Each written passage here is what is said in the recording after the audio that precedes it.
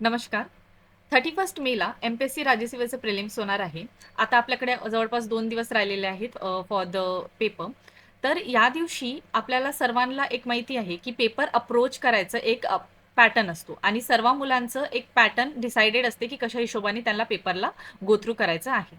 त्याचबरोबर जसं आपलं पॅटर्न असतो, की आपल्याला XYZ पॅटर्ननी अप्रोच करायचं आहे. सिमिलरली एम-पी-एस-सी राज्यसेवा आयोग आहे, त्यांचा पण एक अप्रोच असतो, कशा हिशोबाने त्यांना प्रश्न विचारायचे आहेत. तर तो अप्रोचचे आम्ही जेव्हा पी-वाय-क्यू अॅनलाईज केलं, तर एक 14 जवळपास प्रश्नाचं एक अप्रोच आम्हाला मिळालं, की हे अशा हिशोबाने ते प्रश्न विचारतात. त्याचं रिगार्डिंग व्हिडिओ मी ऑलरेडी अपलोड केलेला आहे. अराउंड 2-3 हजार लोकांनी ऑलरेडी बघितला आहे. तो हा व्हिडिओ आहे. सेकंड, आपण जेव्हा पी-वाय-क्यू अॅनलाईज करतो, तर आपल्याला एक लॉजिकल अप्रोच किंवा एक ट्रिक म्हणू शकतो आपण किंवा एक अप्रोचच म्हणू, ठीक आहे. ट्रिक्स म्हणण्यापेक्षा आपण अप्रोच किंवा एक टेक्निक्स आपल्याला दिसून येतात, की अशा हिशोबाने लॉजिक जवळपास दिसून येतात. तर म्हणजे लास्ट जेव्हा प्रिलिम्स झाली होती, तेव्हा आम्ही अपलोड केला होता व्हिडिओ. तर याच्यामध्ये मीने काही रेफरन्स दिलेले होते एम-पी-एस-सी कंबाईन एक्झामचे, त्याचबरोबर काही राज्यसेवेचे पण दिलेले होते ॲज अ प्रूफ म्हणून. पण यावर्षी मी डिसाईड केलं, की बघा आपण आता राज्यसेवेसाठी प्रिपेअर करत आहोत, तर राज्यसेवेचं आपण जर पी-वाय-क्यूचं मी रेफरन्स देणार, तर तुम्हाला एक चांगल्याने आयडिया मिळेल, की कशा हिशोबाने एम-पी-एस-सी प्रश्न विचारण्यामध्ये ट्रिक्स करतो किंवा प्रश्न विचारतो. ठीक आहे. तर आजच्या व्हिडिओमध्ये जवळपास आपण 8-10 जे आहेत अप्रोच बघणार आहोत किंवा ट्रिक्स बघणार आहोत, ज्या हिशोबाने एम-पी-एस-सी प्रश्न विचारतो. त्याचबरोबर आता लास्टचे क्रुशियल दिवस राहिलेले आहेत, तर त्याच्यामध्ये डेफिनेटली मुलं डिमोटिवेटेड असतात किंवा थोडासा टेन्शन असतो. तर सर्व मुलांना मी रिकमेंड करते हा व्हिडिओ एकदा बघा. ठीक आहे. तर I know this video will definitely help करणार तुम्हाला. ठीक आहे, to deal with this anxiety वगैरे. सो याच्यासाठी हे एक व्हिडिओ आहे, अपलोड केला आहे. सर्व व्हिडिओचे लिंक्स मी ऑलरेडी देऊन देणार.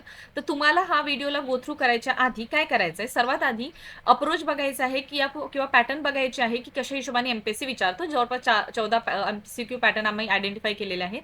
सेकंड, जे कंबाईनला वगैरे बघणार आहेत, कंबाईनचे एक्झाम देणार आहेत, ते सर्व हे व्हिडिओ बघू शकता. तुम्ही पण एकदा व्हिडिओ बघू शकता, जे राज्यसेवेसाठी बघत आहे. पण हा व्हिडिओ बघण्यापेक्षा आज जो व्हिडिओ अप्रोच करणार आहे किंवा आजचा व्हिडिओ जो आपण अपलोड करत आहोत, त्याचं मध्ये राज्यसेवेचं मी रेफरन्स दिलेला आहे. दॅट इज 2023 चे 2-3 प्रश्न आहे आणि 24 आणि 25 या दोन्हीही पी-वाय-क्यूला रेफरन्स घेऊन मी हा व्हिडिओ बनवत आहे. सो हा व्हिडिओ व्यवस्थित बघा, प्रॉपरली एंडपर्यंत बघा आणि एंडला झाल्यानंतर तुम्ही व्हिडिओ कंप्लीट केलं, ठीक आहे, द एंड म्हणून या व्हिडिओच्या एंडमध्ये द्या. ठीक आहे, म्हणजे कमेंटमध्ये लिहून घ्या. ओके, हे 3-4 पॉईंट झाले. आता बघा, नेहमी एक गोष्ट लक्षात ठेवा, knowledge should be our priority. ठीक आहे, नॉलेजला प्रायोरिटी द्या.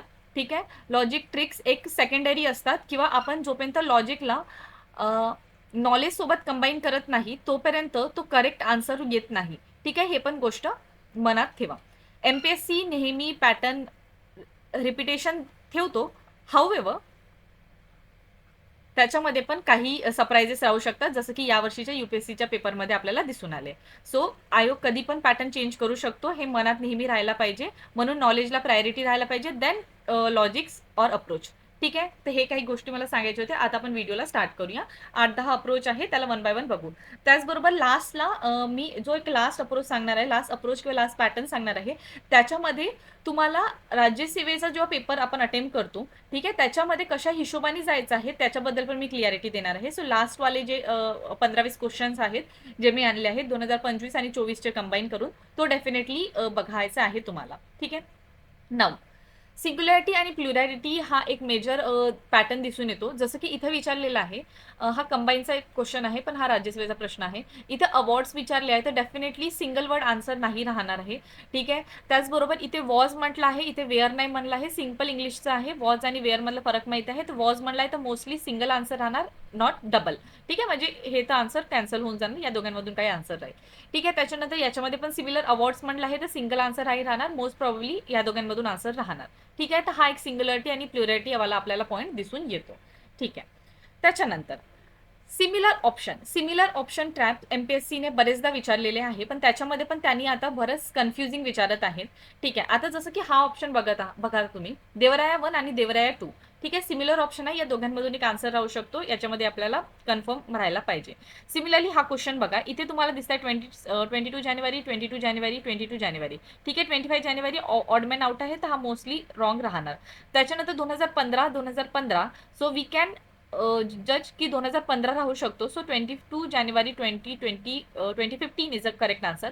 तसं पण नॉलेजच्या बेसिसवर पण तुम्ही जाणार किंवा पीवायक्यू पण तुम्ही अनालाइज करणार, तर बेटी बचाओ बेटी पढाओ हा अभियान बरेच वर्षापासून जी आपली करंट गव्हर्नमेंट आहे त्यांनी आणलेला आहे. तर तसं पण तुम्हाला नॉलेजच्या बेसिसवर किंवा पीवायक्यू अनालिसिसच्या बेसिसवर पण हा आन्सर यायला पाहिजे. पण जर तुम्ही लॉजिकल अप्रोच बघायला गेलं तर हा अप्रोच तुम्ही इथे बघू शकता. ठीक आहे.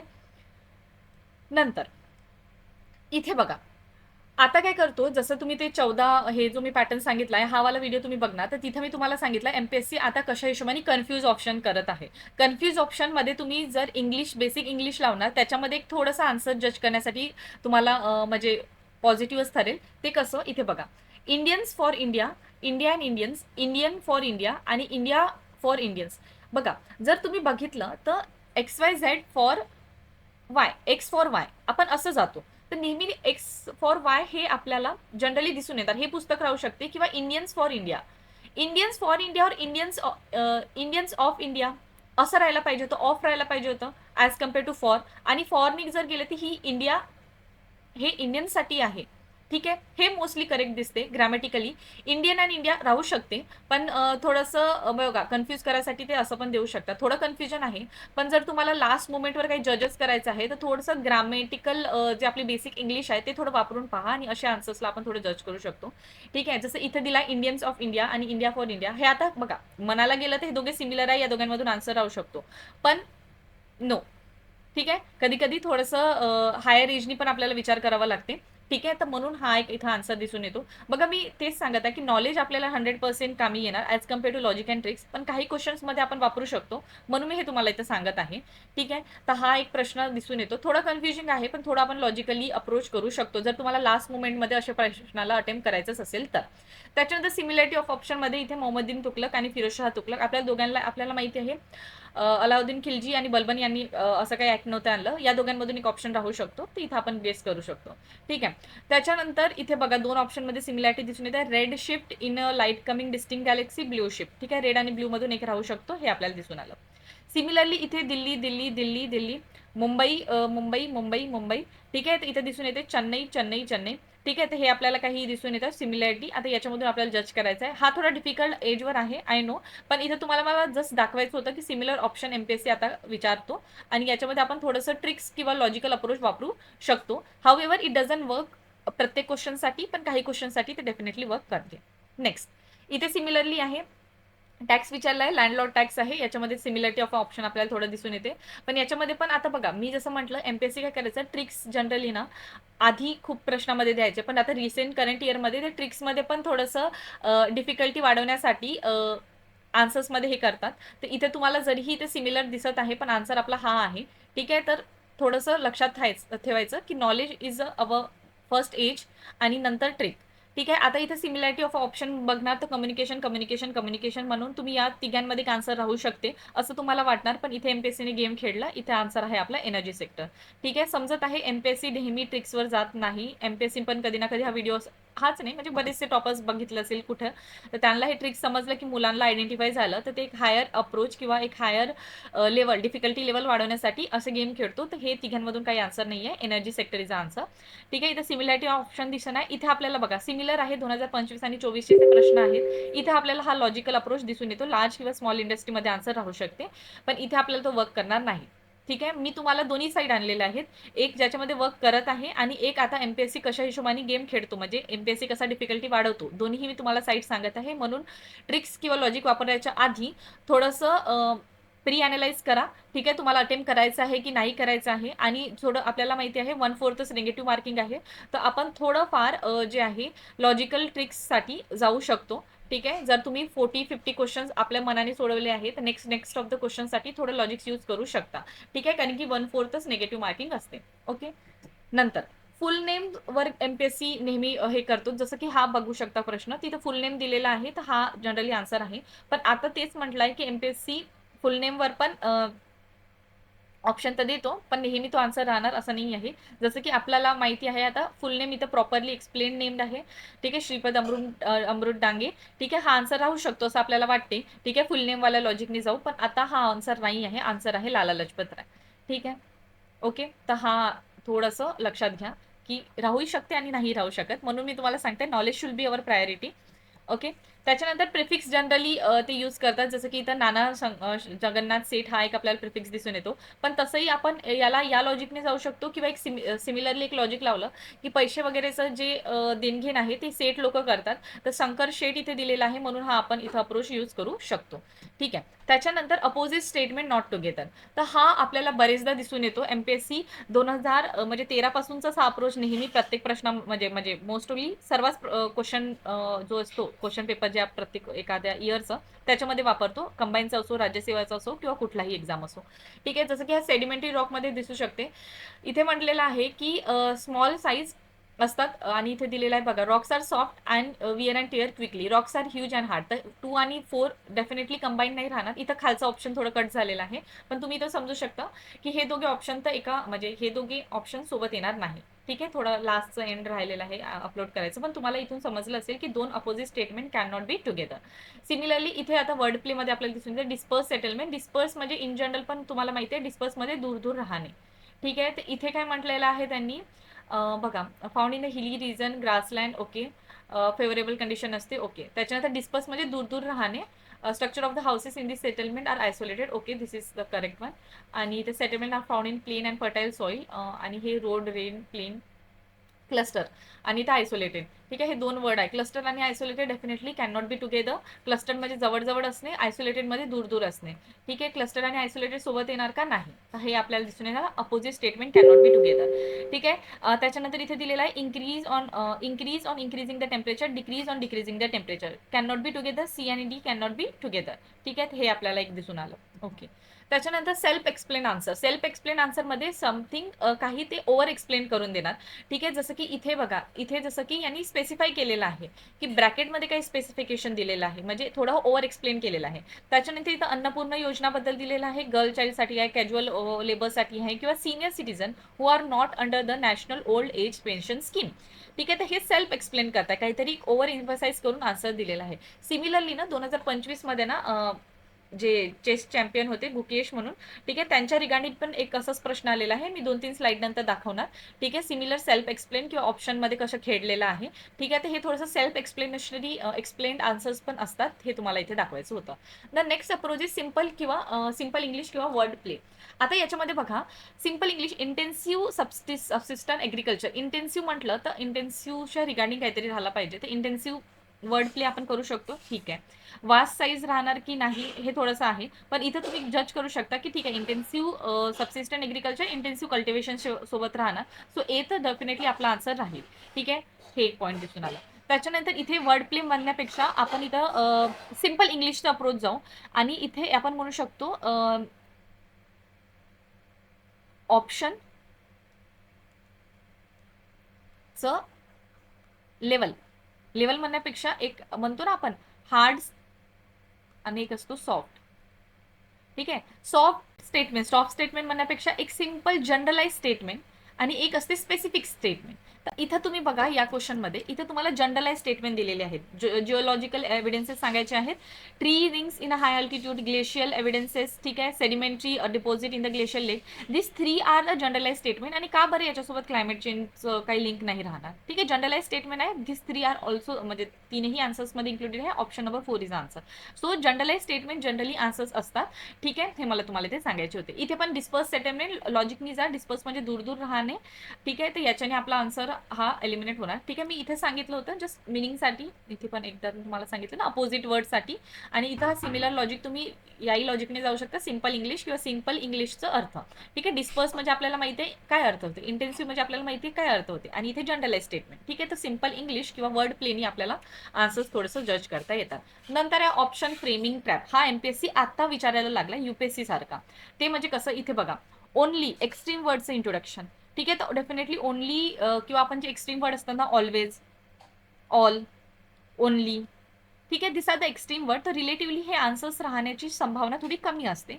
त्याच्यानंतर सेकंड म्हटलं तर सम, कॅन बी सारखे अप्रोच आपल्याला थोडंसं पॉझिटिव्ह एंडनी जाऊ शकतो किंवा ते जनरली आन्सर्समध्ये राहू शकतात. जसं की आता हा आन्सर बघा, इथे रिलेटिव्हली जनरलाइज स्टेटमेंट आहे, सॉफ्ट वर्ड आहे किंवा एखादी हार्श आपण म्हणू शकतो किंवा एक एक्स्ट्रीम वर्ड नाही आहे कुठे, म्हणून हा जनरली आन्सर्समध्ये राहू शकते. ठीक आहे. तर सिमिलरली याच अप्रोचने आपण हे याला पण पकडू शकतो. बघा ऑप्शन जेव्हा आपण एलिमिनेट करतो ना, तर एक सिंगल ट्रिक नाही वापरत, त्याच्यामध्ये नंबर ऑफ ट्रिक्सचं कॉम्बिनेशन असू शकतो. ठीक आहे. पण तेच आहे, मी 2-3 लिंक करून सांगायचा प्रयत्न करत आहे, म्हणून थोडंसं व्हिडिओला प्रॉपरली बघा, ॲनालाइज करा किंवा नाही समजलं असेल तर वारंवार बघा आणि मग तुम्हाला समजून येणार. ठीक आहे. तर ऑप्शन ट्रॅपमध्ये तेच आहे, ओनली वगैरे इंट्रोड्यूस करणे, जनरली हा आन्सर राहणार नाही, तर C will be definitely eliminated from the answer. त्याच्यानंतर सेक्युलर स्टेट. आता गव्हर्नमेंट किंवा सेक्युलर बघा, स्टेटचं काम काय आहे? लोकांसाठी चांगलं काम करणे. तर लोकांसाठी जेव्हा चांगलं काम करतात तर लोकांना ते डिस्क्रिमिनेट करणार का? डेफिनेटली नाही करणार. तर हा जो ऑप्शन आहे, स्टेट मेक डिस्क्रिमिनेशन, डेफिनेटली हा आन्सर राहणार नाही. त्याच्यानंतर एज्युकेशन. आता बघा, कुठलीही केसेस झालं तरी त्याच्यामध्ये काही एक्सेप्शन तर राहू शकतात, कुठं ना कुठं काही एक्सेप्शन निघणार. एखादं हार्श आपल्याला बनवायचं असेल किंवा एखादी एक्स्ट्रीम स्टेटमेंट बनवायचं असेल तर ते असे डेफिनेटली ऍड करणार. Educational institution without any exception, definitely it is not the answer. ठीक आहे. तर ए आणि ई ज्याही ऑप्शनमध्ये आहे ते डेफिनेटली कॅन्सल होणार. ठीक आहे. मग या दोघांमधून आपल्याला शोधायचं आहे. त्याच्यानंतर इथे बघा, first kind of a shift हा 2025चा क्वेश्चन आहे. First kind of a shift म्हणजे इतक्या वर्ष झाले कधीच अशा प्रकारे शिफ्ट नाही बनली असेल का? आता आपल्याला इंडिपेंडन्स होऊन 1947ला इंडिपेंडन्स झालो, आता 2026 आहे. ठीक आहे. 75+ इयर होत आहे. तर डेफिनेटली असं कधी काही घडलं नसेल का की आम्ही तमिळनाडू सारख्या लोकेशनमध्ये एखादी शिफ्ट पर्टिक्युलरली नसेल बनवणार. तर डेफिनेटली हे थोडंसं तुम्हाला काय म्हणतात, हे थोडंसं ट्रॅप ऍड केलेलं आहे. तर हा डेफिनेटली आन्सर नाही राहणार. तर बी इज गेट एलिमिनेटेड. ठीक आहे. तर ऑप्शन नंबर ए चा आन्सर हिअर.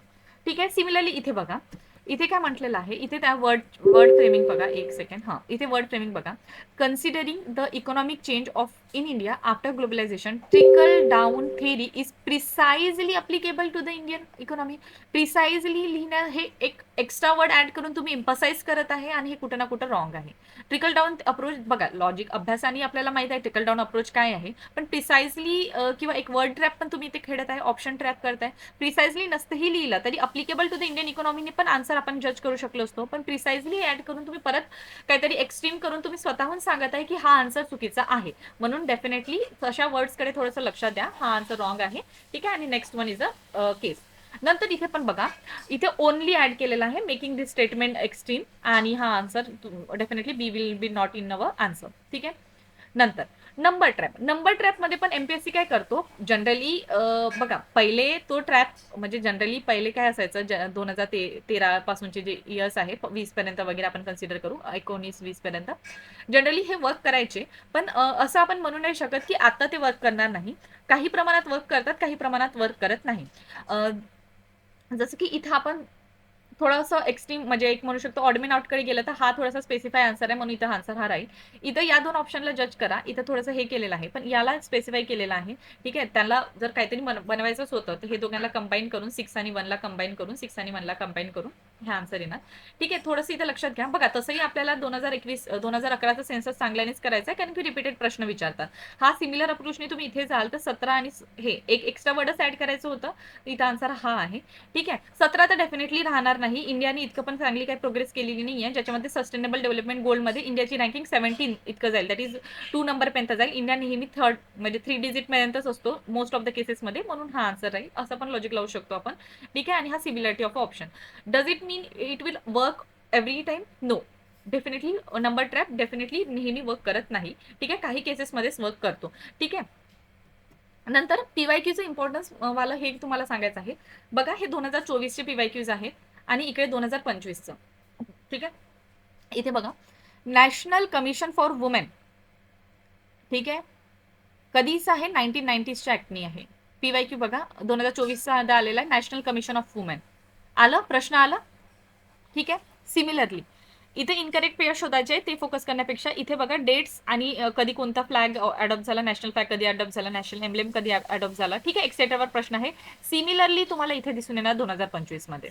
ठीक आहे. आलं पीवायक्यूचं इम्पॉर्टन्स समजलं. ठीक आहे. एक्सप्लेन आता बघा, तुम्ही स्वतःही समजू शकता. ठीक आहे. डिटेल एक्सप्लेनेशन देण्यापेक्षा. ठीक आहे. सिमिलर बघा, 2024चा हा आहे आणि हा 2025 मध्ये विचारलाय. बेटी बचाव बेटी पढाव मधलं डायरेक्ट विचारलं होतं आणि हे इथे पण विचारलं आहे. ठीक आहे. बेटी बचाव बेटी पढाव कधी लॉन्च झालेलं होतं, XYZ त्याचं डिटेलिंग. तर समजू शकता पीवायक्यूचं किती जास्त इम्पॉर्टन्स आहे. Okay.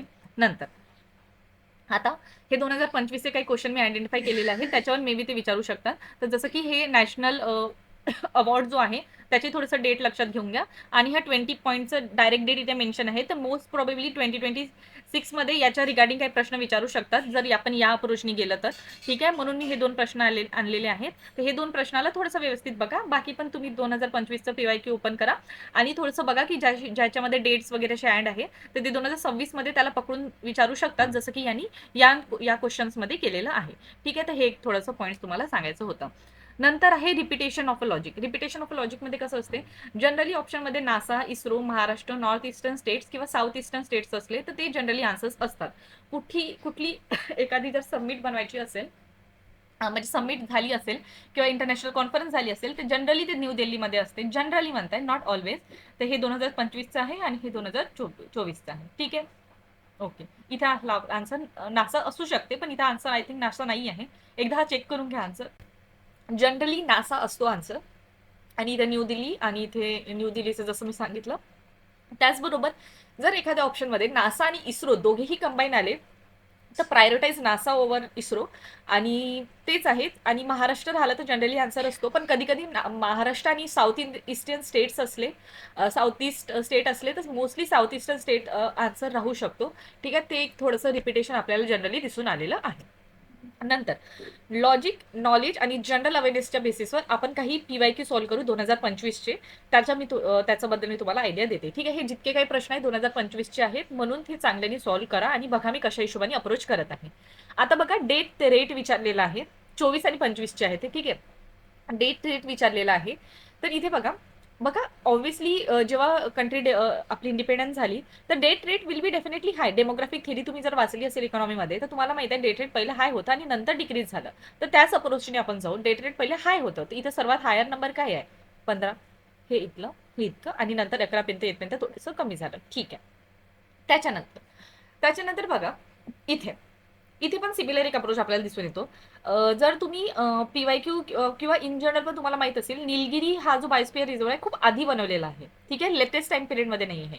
So Nilgiri is the oldest one. Panna जो टायगर रिझर्व आहे तो रिसेंट टाइममध्ये आहे. तर Panna will be in 4, Nilgiri will be in last. ठीक आहे, तर अशा हिशोबाने तुम्ही गेलं. थोडंसं जनरल अवेअरनेस पण माहित पाहिजे. पन्ना टायगर रिझर्व, पन्ना बायोस्फिअर रिझर्व जो आहे तो लेटेस्टमध्ये ऍड झालेला आहे. लेटेस्ट म्हणजे डझन मीन 2024-25 मध्ये, पण थोडंसं आधी ऍड झालेलं आहे. ठीक आहे, निलगिरी खूप आधीपासूनचा होता. हे थोडा तुम्हाला जर बेसिक अवेअरनेस राहिलं तरी पण हा आन्सरला तुम्ही जज करू शकता. त्याच्यानंतर इथे पण जे आहे, इथं काहीतरी आपण म्हणू शकतो रिपिटेशन जो आहे तो दिसून येतो. जसं की FSH, LH, LH, FSS, LH. ठीक आहे, हे थोडंसं लावा. इस्ट्रोजन जे जनरली असतो, तर इस्ट्रोजन आणि हे. ठीक आहे, तर हे तिघांचं तुम्ही जर कंबाईन करणार तर तुमचं मोस्ट प्रॉब्ली आन्सर 1 राहू शकतो. हा एक थोडासा ट्रिकने जर आपण गेलो, तेच आहे कोणाला किती रिपिटेशन आलेलं आहे. जर तुम्हाला लास्ट मोमेंटवर अटेम्प्ट करायचं असेल तर रिपिटेशनवर तुम्ही एकदा अप्रोच करून बघू शकता. त्याच्यानंतर मी काय म्हटलं होतं, similarity of option generally work करते, पण इथे तुम्हाला दिसून येणार MPSC ट्रिक करतो. MPSC नेहमी सिमिलॅरिटी ऑफ ऑप्शनवर पण एक डिफिकल्टी लेवल वाढवू शकतो.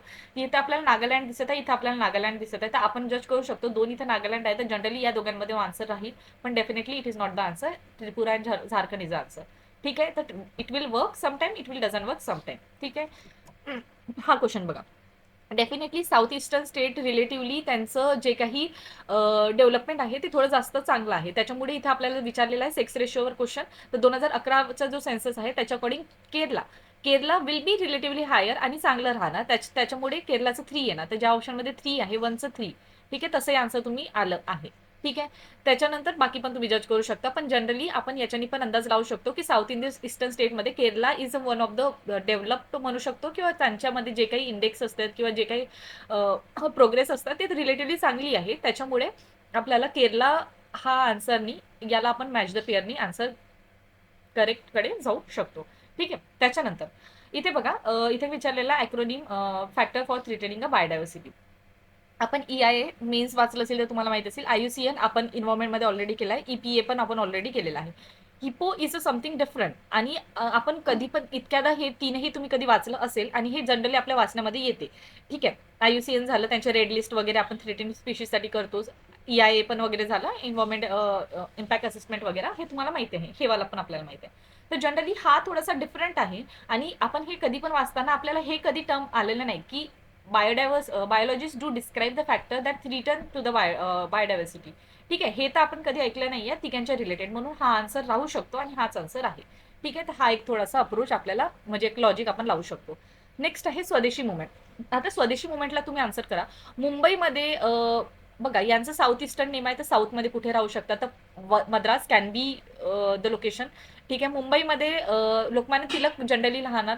ठीक आहे, टिळक महाराष्ट्राचे लिंक आहे. पंजाबमध्ये लाला लजपत राय आणि दिल्लीमध्ये हे. ठीक आहे, तर हा पण त्या हिशोबाने पण अप्रोच केलं तरी आन्सर आपला करेक्ट राहिला. त्याच्याने इथं काय म्हटलंय, फिशरी बद्दल विचारले आहे, तर फिश ऑर्गनायझेशन आहे, इथे पण फिश ऑर्गनायझेशन आहे, इथे पण एक फिश ऑर्गनायझेशन आहे. पण इथे मीट मार्केटिंग म्हणलंय, तर definitely meat marketing will be odd man out. ठीक आहे, हा जबरदस्ती ऍड केलेला ऑप्शन आहे, म्हणून डी कॅन्सल झालं. ठीक आहे, तर तेच आहे, आन्सर्स अप्रोच करताना थोडंसं आपलं जे माइंड आहे थोडं ओपन ठेवा आणि अशा पण हिशोबाने तुम्ही अप्रोच करू शकता. त्याच्यासाठीच मी हे 2024 आणि 25 प्रश्न आणलेले आहेत. त्याच्यानंतर drainage pattern. Definitely drainage pattern कुठल्याही टाईपचं राहू शकते. एखादी तुम्ही अनआयडेंटिफाईड रिव्हर, म्हणजे एखादी रिव्हर असेल त्याची तुम्ही अनआयडेंटिफाईड ड्रेनेज पॅटर्न असेल त्या एखादी रिव्हरचा, तर मग नंतर पुढे जाऊन तुम्ही क्लेम करू शकता की कसं तुम्ही याला जज केलं. म्हणून एमपीएससी जनरली अशा क्वेश्चन्समध्ये all of the above answers ठेवतो. ठीक आहे, ज्याही क्वेश्चनमध्ये पुढे जाऊन काही क्वेश्चन मार्क अराईज होऊ शकतो त्याचे answer generally all of the above असतात. त्याच्यानंतर food security will include, definitely it will include most of the features. ठीक आहे, it will include grain, pulses, milk product, vegetable, fruit, meat etcetera. So answer is all of the above किंवा A B C D. ठीक आहे, किंवा त्याला आपण D पण म्हणू शकतो. या दोघांना ऑप्शनमध्ये कन्फ्युजन होऊ शकते. आय थिंक आन्सर डी आहे. एकदा याला चेक करून घ्या, पण रिलेटिव्हली हा आन्सर आपला करेक्ट आहे. ठीक आहे, आता हे म्हणण्यापेक्षा I think this is the answer. थोडं एकदा याला चेक करून घ्या, पण हे मला सांगायचं होतं की जे जनरलाइज स्टेटमेंट असतात त्याच्यामध्ये मोस्ट ऑफ द टाइम सर्वच इन्क्लुडेड असतात, हे मला इथे दाखवायचं होतं. त्याच्यानंतर हा सिम्बॉल बघा, आपण जर केमिस्ट्री वाचली असेल 10वी पर्यंत तरी, तर तुम्हाला माहिती आहे this is a symbol of a heat. आणि इथे काय होत आहे, एका हीट आहे एक्झोथर्मिक, म्हणजे हीट आउटसाइड देत आहे, तर हा डेफिनेटली आन्सर नाही राहणार. Photochemical is not a answer. ठीक आहे, त्याच्यानंतर डिकम्पोजिशन आणि डिस्प्लेसमेंट. ठीक आहे, तर डिकम्पोजिशन आणि डिस्प्लेसमेंट मध्ये गेलं तर displacement is something different. Decomposition मध्ये एक पार्टला दोन हिस्सामध्ये डिकम्पोज होणे, म्हणजे एखादा केक आहे तो डिकम्पोज झाला म्हणजे it is breakdown in certain part. ठीक आहे, त्याला आपण डिकम्पोजिशनला लिंक करू शकतो. ठीक आहे, so decomposition is answer. Option number C is answer. ठीक आहे, त्याच्यानंतर इथं आता मुलांना काय पडणार, इथे वामनराव, आता बघा जे मुलांनी वाचलेलं असेल त्यांना ऑलरेडी माहित असेल, पण ज्यांनी नाही वाचलं तर इथं वाटते कोल्हाटकर. ठीक आहे, कोल्हाटकरला आपण कोल्हापूरला लिंक करू शकतो आणि आन्सर जज करू शकतो. ठीक आहे, ज्यांनी नसेल वाचलं, पण आन्सर हा नाही आहे, आन्सर हे विदर्भ. ठीक आहे, म्हणून ट्रॅपमध्ये फसायचं नाही आहे.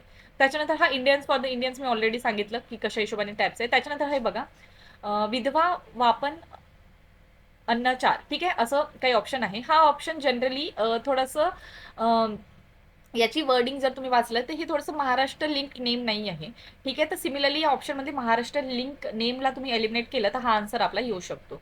ठीक आहे, तर हे त्याचा आन्सर आहे. ठीक आहे, त्याच्यानंतर ऑब्व्हियसली हजार्डस वेस्ट वगैरेचं आहे, तर environment ministry will be there, not a home ministry, not a external affair, not a commerce आणि इंडस्ट्री वाली मिनिस्ट्री. तर हा आपण एक जज करू शकतो. त्याच्यानंतर मी मगाशी तुम्हाला एक क्वेश्चन दाखवलं होतं, ओव्हर इम्फसाइज और ब्रॅकेटमध्ये एक ऑप्शन दिलेलं होतं, हे वालं. ठीक आहे, जसं की याला ब्रॅकेटमध्ये इथे मेन्शन केलेलं आहे. सिमिलरली त्यांनी हा सिमिलर अप्रोच इथे पण वापरलेला आहे या प्रश्नामध्ये. इथे तुम्हाला दाखवते मी, हे बघा. हा, ठीक आहे, आता या दोघांमधून एकच आन्सर राहणार. डेफिनेटली यांनी एखादा ऑप्शन पकडला, दुसऱ्याला ट्रॅप बनवण्यासाठी त्यांनी काहीतरी ऍड केलेलं असेल. तो ऑप्शन नंबर बी राहील किंवा सी राहील, दोघांमधून एक. ठीक आहे, कारण की एक तर करेक्ट राहणार आणि एकला त्यांनी ऑप्शनला काय म्हणतात ट्रॅपसाठीच असं इन्क्लूड करतात. ठीक आहे, तर ते थोडंसं लक्षात घ्यायचं आणि या दोघांमधून एक जज करायचं, because this is the certain, म्हणजे असे जे क्वेश्चन्स आहे जनरली आपल्याला एलिमिनेशननी जाऊ शकतो, कारण की कितीही वाचलं तरी इतकं आपण डिटेलिंगमध्ये कुठलंच करंट अफेअर प्रिपेअर करत नाही. ठीक आहे, जरी हे करंट अफेअरमध्ये पर्सनॅलिटी होते तरी पण आपण इतकं डिटेलिंग तर जाणार नाही, ते कुठल्या लोकेशनमध्ये काय काय जिंकलं त्यांनी अवॉर्ड. सो हे थोडंसं एक ट्रॅप होतं, हे मला तुम्हाला इथं दाखवायचं होतं. ठीक आहे, त्याच्यानंतर या प्रश्नामध्ये बघा, 7 डिकेड पर्यंत इंडिपेंडन्स वाला लॉजिक आहे. ते इंडियाबद्दल विचारलेलं आहे ना, तर why you are comparing here with a develop country. तर जनरली हे दोन आन्सर राहू शकतात, जसं की more dependence of economy on agriculture sector. Yes, generalise statement correct आहे. शॉर्टेज आहे employment opportunity in a manufacturing sector. This is also the correct statement. इथं हा थोडासा त्यांनी कम्पॅरेटिव्ह अनालिसिस करून थोडंसं रॉंग अप्रोच केलेला आहे. ठीक आहे, why are you comparing India, जे क्वेश्चन आहे आणि त्याला तुम्ही डेव्हलप अदर कंट्रीसोबत कम्पेअर करता. हा थोडासा एक ट्रॅप सारखं दिसून येते, म्हणून हा तसं पण आन्सर नाहीये. सी इज एलिमिनेटेड आणि हे 2 आन्सर आहेत. म्हणजे बी आणि A is a correct. Option number B is a answer. ठीक आहे. सिमिलरली इथे बघा, integrated child development scheme, ICDS जी स्कीम जी आहे ती रन केलं जाते वुमेनसाठी बेसिकली. तर न्यूट्रिशन सप्लिमेंट येस करेक्ट आहे आणि हेल्थ चेकअप करेक्ट आहे. इथे तुम्ही बघा हे कुठेही लिंक नाही करत याला. ठीक आहे, म्हणून हे सी आणि डी ला थोडंसं तेच म्हणतात ना, ऑप्शन टॅप ऍड करण्यासाठीच ऍड केलेलं आहे. तर ए आणि बीचा आन्सर. ठीक आहे, सी येणार नाही. ओके, तर बघा इन जनरल जर तुम्ही ब्रॉडर व्ह्यूने जाल तर वर्किंग आणि जेंडर इक्वॅलिटी पण येणार, पण जनरली एखाद्या स्कीमचा एक स्पेसिफाईड गोल असतो. ठीक आहे, त्याच्यामध्ये तुम्ही काही पण ऍड करू शकत नाही. एखाद्या स्कीमचा आहे, एखादी गोल आहे, तर तो स्पेसिफाईज गोल त्याला अचीव करायचं असते, म्हणून त्यांचं आन्सर स्पेसिफिकच असतो. ठीक आहे, तर हे आपल्याला काही पॉईंट्स दिसून आले. सो अशा प्रकारे काही लॉजिक्स आणि काही अप्रोच सांगितले मी, कशा हिशोबाने तुम्हाला गो थ्रू करायचं आहे किंवा कशा हिशोबाने पेपरला अप्रोच करायचं आहे. ठीक आहे, तर आय होप व्हिडिओ आवडला असेल. जर व्हिडिओ एंडपर्यंत बघत असेल तर द एंड म्हणून डेफिनेटली कमेंट सेक्शनमध्ये अपलोड करा. आणि मोस्ट प्रॉबेबली उद्या मी तुम्हाला काय आयटनरीज लागेल तुम्हाला बेसिकली पेपरला जायच्या आधी, तो एक सिंपल व्हिडिओ येऊन जाईल 2-3 मिनिटाचा. ठीक आहे, ते एकदा बघून घ्या. आणि जे मी तुम्हाला सांगितलेलं आहे की कशा हिशोबाने प्रायोरिटाईज करायचं आहे नॉलेजला ओव्हर एनी लॉजिक. ठीक आहे, त्याच्याकडे पण थोडं लक्ष द्या. आणि जे मी व्हिडिओ ऑलरेडी फर्स्ट पेजमध्ये सजेस्ट केलेले आहेत की तुम्हाला XYZ व्हिडिओ बघायचे आहे या व्हिडिओला बघायच्या आधी, तर ते एकदा बघून घ्या. आणि त्याचबरोबर लक्षात घ्या की इथे जे मी तुम्हाला सांगितलं आहे हे वाला व्हिडिओ, या व्हिडिओमध्ये मी कंबाईनचे पण लॉजिक्स, कंबाईन एक्झामचे पण लॉजिक सांगितले आहे. त्याच्यामुळे रिलेटिव्हली राज्यसेवेचे जे लॉजिक सांगितले त्याच्याकडे थोडं लक्ष द्या, कारण की इथे थोडेसे जे लॉजिक्स आहेत हे जुन्या पेपरचे पण आहेत. ठीक आहे, so that's it for the today's video आणि ऑल द बेस्ट. थँक्यू.